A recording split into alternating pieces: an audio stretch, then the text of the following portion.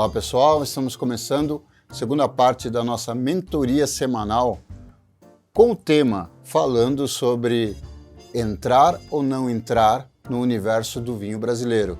Mas eu queria comentar uma outra coisa com vocês também. Nós vamos bater um papo com um jornalista, meu amigo, especialista em brasilidade e também sobre vinhos nacionais, Renato Fraschino, que vai trazer dicas e informações preciosas para a gente. Oi pessoal, eu tenho um método e eu gostaria de compartilhar esse método com vocês para entrar no universo do vinho brasileiro.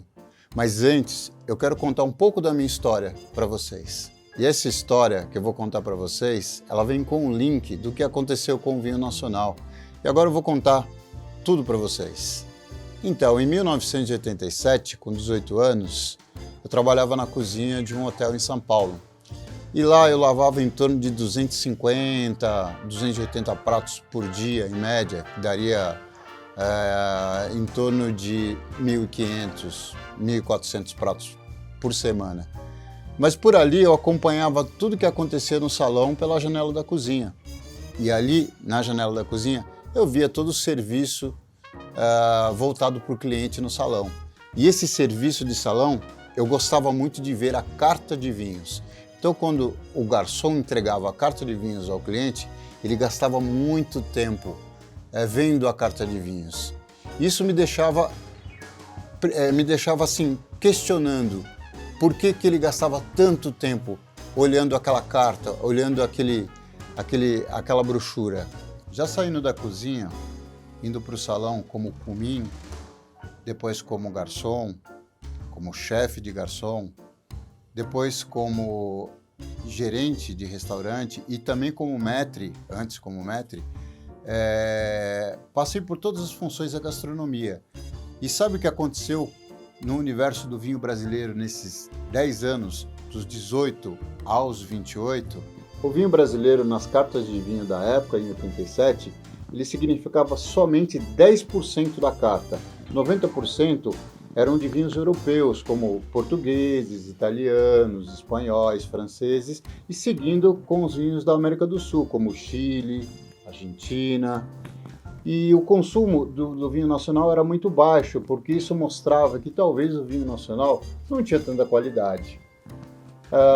Eu vou confessar para vocês uma coisa, que assim, eu também comecei a achar isso, que o vinho nacional não tinha tanta qualidade, porque ele significava somente 10% da carta de vinhos.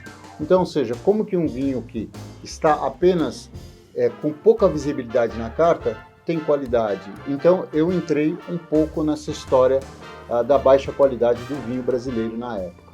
Já na década de 97 para 2007, eu já tinha cumprido a carreira do salão, então eu já tinha passado pela cozinha, ido para ser cumim, depois passei como ajudante de garçom, depois como garçom, depois como maître e gerente de restaurante. Mas agora, já em 2007, já tinha feito o curso de sommeliers e vários cursos relacionados ao mundo do vinho, então eu já estava cumprindo uma carreira mais relacionada ao mundo do vinho, às cartas, ao atendimento de vinho, ao controle da adega. Então já aquele menino de 18 anos, de alguns anos atrás, já tinha evoluído um pouco mais e caminhado um pouco mais nesse universo do vinho. Nesse período começavam a aparecer vinhos nacionais que chamavam a atenção, vinhos brasileiros, mas a indústria brasileira ainda estava em desdobramento tecnológico. Os produtores se esforçavam muito, trabalhavam muito, mas ainda estavam alcançando alguns resultados um pouco menores. O clima ainda era um adversário que não podia ser dominado. E lembrando que daqui a pouco o Renato Fraschino vai nos contar sobre vinícolas e enólogos que marcaram essa história. Durante a década de 2007 a 2017, eu já era um sommelier com bastante experiência, já formado, fazendo consultorias para importadoras, clube de vinhos, restaurantes, hotéis e até mesmo para confrarias e assinando diversas cartas de vinho. Durante essa década, houve uma iluminação do vinho brasileiro. Os produtores começaram a viajar, ter acesso a mais tecnologias e a trazer coisas muito boas para influenciar e construir melhor os seus vinhos. E começaram a surgir vinhos novos, muito bons. Mas eu tenho que confessar que, mesmo assim, o meu consumo ainda não passava de 30% relacionado aos vinhos importados. Tem muitas pessoas que dizem que eu sou o sommelier conhecedor dos vinhos brasileiros. Eu humildemente aceito isso. Juntei minhas experiências e criei um método. E é um método tão simples que todo mundo, se quiser, vai poder utilizar. Meus amigos, o primeiro passo é conhecer. E para isso, você tem que decidir conhecer. Veja como é fácil. O primeiro passo do método é decidir conhecer o universo do vinho brasileiro, como eu decidi há 5 anos atrás. A pergunta é, agora que você decidiu conhecer o universo do vinho brasileiro, a pergunta é, como fazer isso? Primeiro de tudo, você precisa conectar com pessoas que vão te indicar um rótulo de vinho que você goste. Por exemplo, você pode fazer parte de uma confraria e nessa confraria você pedir a indicação de um rótulo que pode te agradar ou que você gosta, ou se você estiver num restaurante, por exemplo, pedir a sugestão do sommelier, que é importante ele te fazer essa sugestão e você ir dirigindo e escolhendo o tipo de vinho que você gosta, ou até mesmo com um amigo, por exemplo, que já está acostumado a beber um tipo de rótulo, um tipo de vinho, que ele vai fazer a indicação deste vinho para você. Por exemplo, você me pergunta sobre um tinto brasileiro leve, eu te indico, e aí você prova, gosta, e este vinho pode ser o seu ícone dentro dos tintos leves brasileiros. A base desse método é conseguir um ícone que seja uma referência para esse tipo de vinho que você gosta de beber. Esse ícone vai ser uma referência para comparar vinhos do mesmo estilo. E desta forma você vai construindo a sua rede para o vinho brasileiro. Sempre um ícone determinado para cada estilo de vinho. Viu a facilidade? Se trata só de decidir conhecer vinhos brasileiros, conectar as pessoas certas e criar ícones para cada estilo de vinho, que pode mudar conforme você encontrar o vinho que você gosta mais. Siga meu conselho, transformei o meu universo de consumo do vinho nacional para 55%. Assim posso aproveitar melhor as joias da nossa vitivinicultura nacional. Então, members, hoje eu estou aqui com o Renato Fraschino. Eu queria apresentar o Renato para vocês. Renato é um ícone dos vinhos nacionais.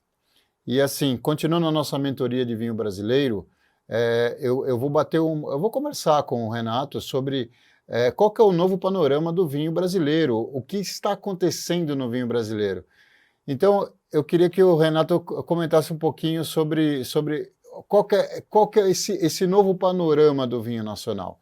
O que tem acontecido de verdade hoje, né, Renato? Então, ó, Renato Fraschino, um dos maiores conhecers de vinho brasileiro, que eu tenho oportunidade de conversar com ele e também de conviver, né, Renato? A gente bate um bom papo aí sempre sobre vinho nacional, sobre vinho brasileiro, sobre esse panorama todo. Não é, Renato? Vamos lá, então. Olha, eu degusto vinho brasileiro desde 1970, né? Quando o vinho brasileiro ainda estava gatinhando, que era uma jovem enologia brasileira, à busca dos seus terroirs e das cepas de uvas que eles iriam plantar. Tivemos na década de 1930, mais ou menos, as primeiras variedades viníferas na Grande União em Flores da Cunha, que a base do vinho brasileiro era Cabernet Sauvignon e Merlot, né? Só que o Cabernet Franc também foi uma grande uva que o Brasil teve nessa década. Okay? Sim, sim. Aí a Grande União plantou, desenvolveu, e a maioria, 80% do vinho brasileiro era um vinho de uva Isabel, né? Bordeaux, que tinha alta produtividade, e os produtores brasileiros eles eram viticultores. A maioria entregava a uva para as 5 multinacionais que dominavam o mercado, como Almaden, a Forestier, né? A Martini Rossi, a Chandon. O único que tinha vinhos maravilhosos era o Velho do Museu, em Caxias, que Puxa sempre vida. O dueto deles era Cabernet Merlot, sempre. Né? Em 1971, já tinha o Velho do Museu, lá em Caxias, fazendo variedade de viníferas. Entendi. Só que muitos anos, Eduardo, o vinho brasileiro não alcançava a graduação alcoólica necessária. E aí, o que as empresas faziam? Elas chapitalizavam, adicionavam o açúcar de cana para aumentar a graduação para 11,5, 12, porque a colheita era feita errada, tinha muita chuva, e o armazenamento do vinho brasileiro naquela época era em dornas de grápia, que não davam esse glamour que o carvalho está dando. E isso, na verdade, gerava vinhos de baixa qualidade, não é, Renato? Baixa qualidade, mas tinha alguns enólogos famosos, né? Que Cita alguns enólogos. Cita alguns enólogos famosos que a gente conhece, na verdade, que você conhece mais do que eu, a respeito desse início do vinho nacional. Os enólogos da época, eles, tipo Lucindo Copar, Dante Calataiuti, Gladstone Omizolo, né?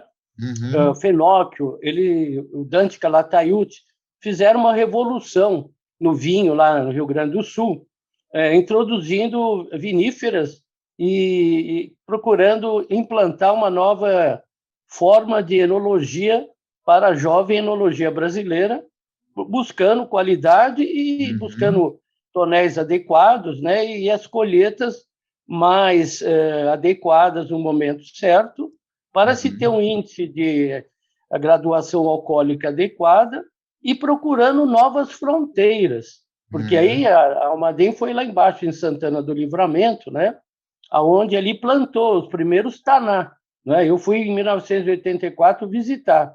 Então, os taná, Riesling e muitas coisas foram plantadas lá na campanha, né? E aí foram descobrindo novos terroirs para a jovem viticultura e vinicultura brasileira encontrar a qualidade que hoje estamos chegando perto dela. Qual que é o panorama hoje do vinho nacional? O vinho nacional hoje, ele buscou uma coisa inédita, né? Hoje nós podemos ter vinhos na primavera, verão, outono e inverno. Então, você foi lá, o pessoal expandiu para o Vale do São Francisco, ali plantou, eu fui lá em 1984 com a Amarante, com a Pérsico, com o Pisamiglo, para nós entendermos qual seria a uva ideal para desenvolvimento da viticultura no Cerrado, à beira do São Francisco, onde lá implantamos a Syrah, Moscato Canelli, né, junto com a Fazenda Milano. Então, ali criou-se um novo polo de expansão da vitivinicultura brasileira. Aí, gradativamente, a Serra da Mantiqueira, né, aqui o estado de São Paulo, e até o Paraná e o Rio Grande do Sul e a Santa Catarina começaram a produzir vinhos de alta excelência. Então, hoje nós podemos degustar vinho colhido no inverno, lá aqui na região da Mantiqueira, vinhos de verão no Rio Grande do Sul e vinhos de primavera e outono lá em cima no São Francisco e em Santa Catarina. Isso é uma bênção da natureza de um país privilegiado como é o Brasil. Hoje eu recomendaria mais de 100 vinhos brasileiros de qualidade. E descobrimos alguns terroirs adequados para que a Chardonnay e a Pinot Noir criassem o mesmo valor que elas tiveram na região de Champagne. Então, Pinto Bandeira hoje, em Encruzilhada, produz Pinot e Chardonnay de primeira qualidade. Hoje, o melhor champanhe do mundo é o francês, depois tem o italiano, né, que são produzidos na região da Campanha, da região do Piemonte, né, da região ali dessa produtora da uva maravilhosa, e o Brasil. Então, o Brasil hoje produz espumantes maravilhosos, tão quanto uma cava, né, ou um produto de outra qualidade. Incrível. Então, Renato, qual que é o seu conselho para quem não conhece de vinho nacional e quer entrar neste mundo do vinho brasileiro, do vinho nacional? Qual que é o seu conselho prático? O que você recomenda? Bom, vamos lá. Isso é muito legal, porque quando nós fundamos a Sociedade Brasileira dos Amigos do Vinho, né, SBAV, com o Carlos Ernesto Cabral de Mello, eu fui o sócio 19, o Amarante o 20, e a maioria era italiano, né? Aí participavam lá da fundação que o Cabral criou. Só que assim, eu falei para eles, olha, para conhecer vinho brasileiro, nós temos que viajar e conhecer as regiões. Então, hoje, eu recomendaria para a pessoa começar assim, que nem eu estudei vinho do mundo todo, eu falei, Bordeaux só vou fazer pós-graduação lá, né? Por último. Então, assim, eu acho que hoje nós deveríamos sair aqui perto de São Paulo, né, que estamos aqui em São Paulo, ou outros estados, visitarem a nova tendência, que é Serra da Mantiqueira, Campo de Jordão, onde está desenvolvendo uma viticultura moderna, com uma poda invertida, onde parece que tem muitos produtores de vinho paulista e de Minas. Tá? E a qualidade dos vinhos é realmente inacreditável, né? A gente tem tomado coisas incríveis, né? Eu acredito, Eduardo, que ali você tem uma plantação moderna, que a Marcelin parece que está vindo bem nessa região, né? A Syrah, né? A Syrah, a Syrah é boa porque ela vai do rosé ao tinto, né? Maravilhoso. Então, incrível isso, hein?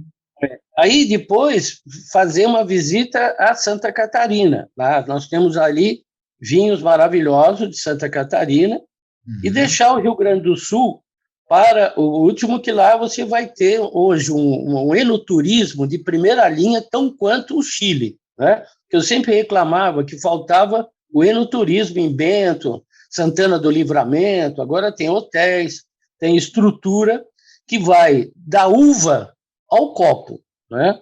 Porque não adianta você ter um vinho bom se não tiver matéria-prima da variedade vinífera e ter tecnologia sem perder a tradição. Tecnologia com tradição foi o que aconteceu na Austrália. E lá eles usaram um pouco de tecnologia para manter a tradição, né? E ali nós temos a Syrah, né? E aqui no Brasil nós temos a tradição desde 1557, né? Porque quando Pedro Álvares Cabral descobriu o Brasil, Martim Afonso, em 1532, aportou na capitania de São Vicente, trazendo Brás Cubas. E um dia até me perguntaram, qual foi o vitivinicultor brasileiro, né? Foi o primeiro, que você sabe, né? Aí perguntaram um dia numa palestra para mim qual eram as uvas que Brás Cubas trouxe para plantar no Brasil. Ele plantou aqui no Brás, né? As primeiras, né? Sim. Aí eu falei assim, vinhas velhas, porque vinha misturada, Touriga Nacional, né? Tinta Cão, tinta Barroca, então vinhas velhas. Mas introduziu aqui no Planalto de São Paulo, no Brás, as primeiras viticulturas que ali, como naquela época não tinha poda invertida, as variedades viníferas não se desenvolveram, né? E depois a coisa começou a ficar bem interessante lá no Rio Grande do Sul e agora está crescendo pelo país todo. O Brasil todo vai ser um país onde vai se cultivar as boas vinhas, né? As vinhas incríveis para se fazer vinhos realmente espetaculares, né? A gente tem testemunhado isso, né? Muito. Você sabe que até brinquei, eu fui assistente do Dante Calatayud, que até estou querendo fazer um vinho em homenagem a ele, né? Ele criou o primeiro, depois dos nossos vinhos maravilhosos, que a própria Martini fez, a Chandon, né?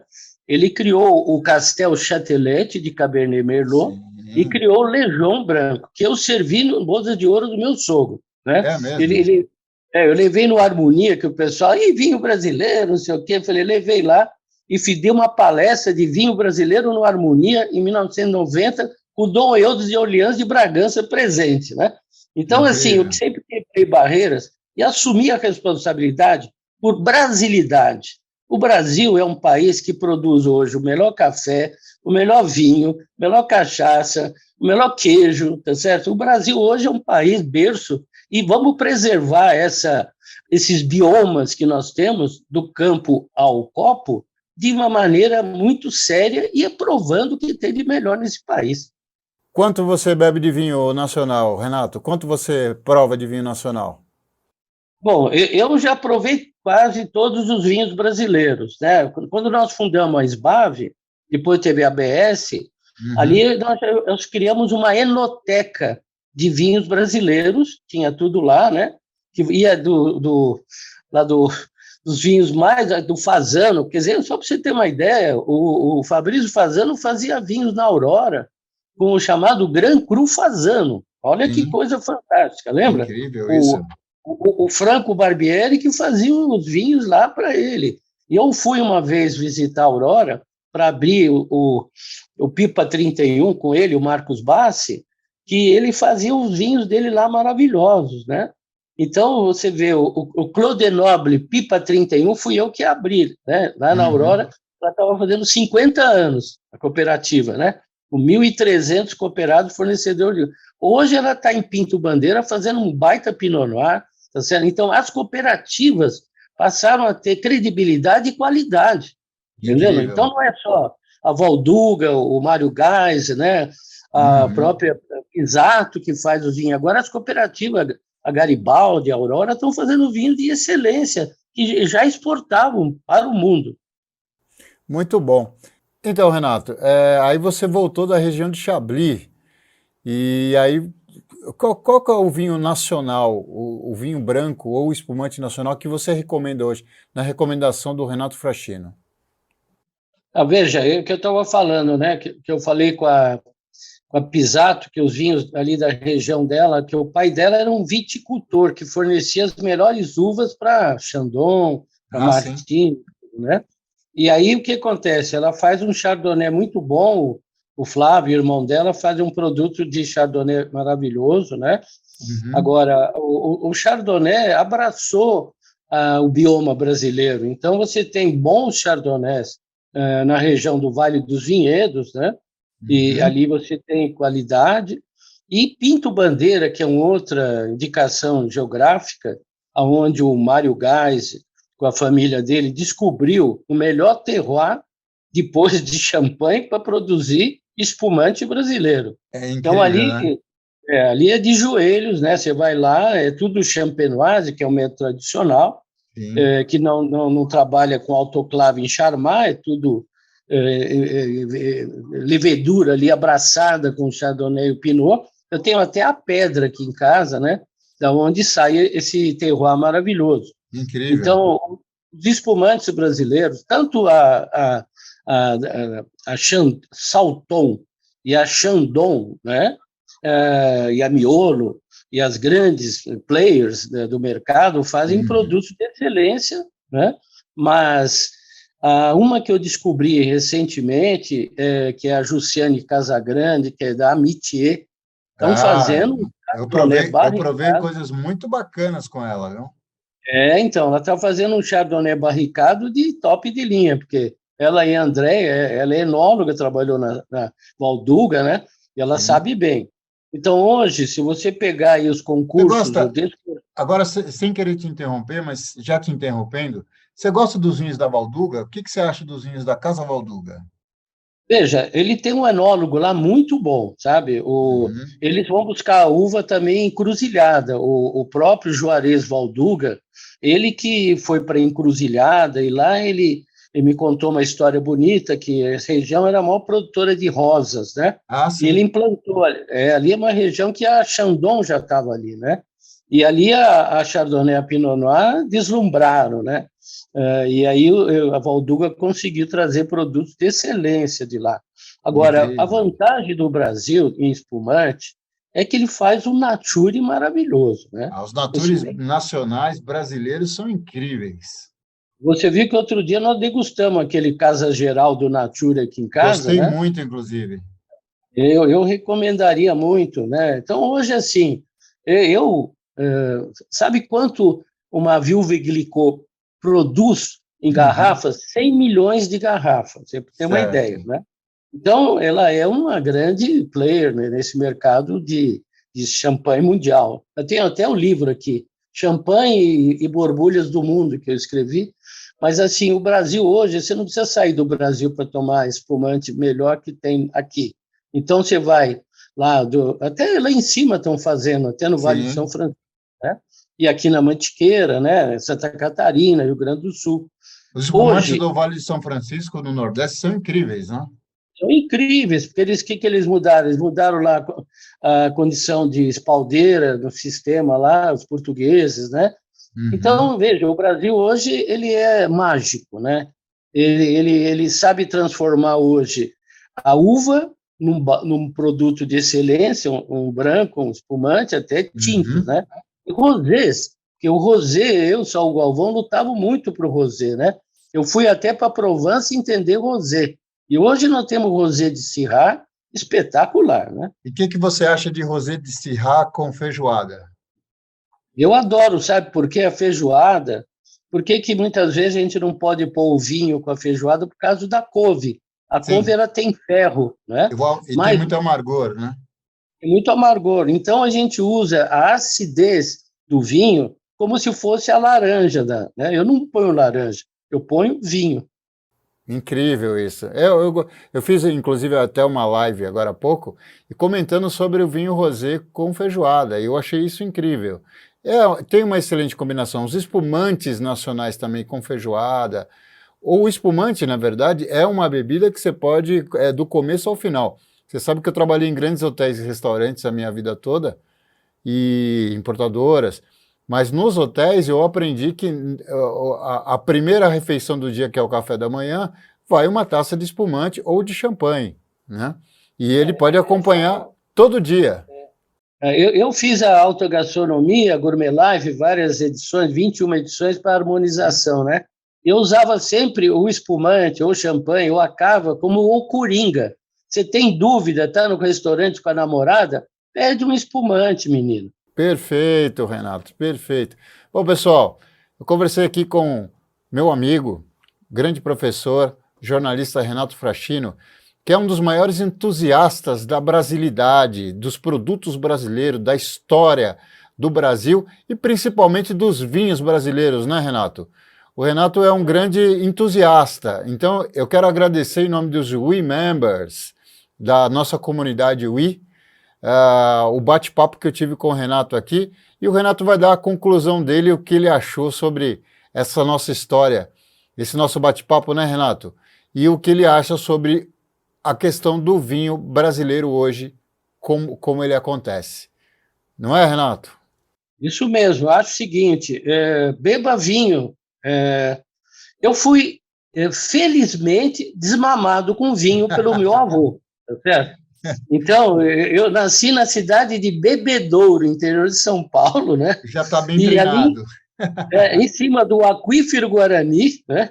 De uma usina de açúcar e álcool, neto de um italiano, que minha avó é lombarda e meu avô calabresa. Então, você imagine a mesa, sempre teve 4, 5 garrafas de vinho, né? Poxa, que Quando eu tinha incrível. 12 anos, viu, Eduardo? Quando eu tinha 12 anos, eu ajudava a tampar as garrafas de vinho que o meu avô trazia da Itália. Parabéns, beba vinho e seja feliz, porque a vida é curta, né? É E isso aí. ame os seus momentos. E bons momentos com vinho brasileiro. Isso aí, felicidades e que a vida é bela. Grande abraço, Renato Fraschino. Muito obrigado. É isso aí, members. Grande abraço para vocês também. Acabamos de bater um bom papo aí com professor, amigo, entusiasta do vinho brasileiro, Renato Fraschino. Grande abraço a todos. Obrigado, Renato.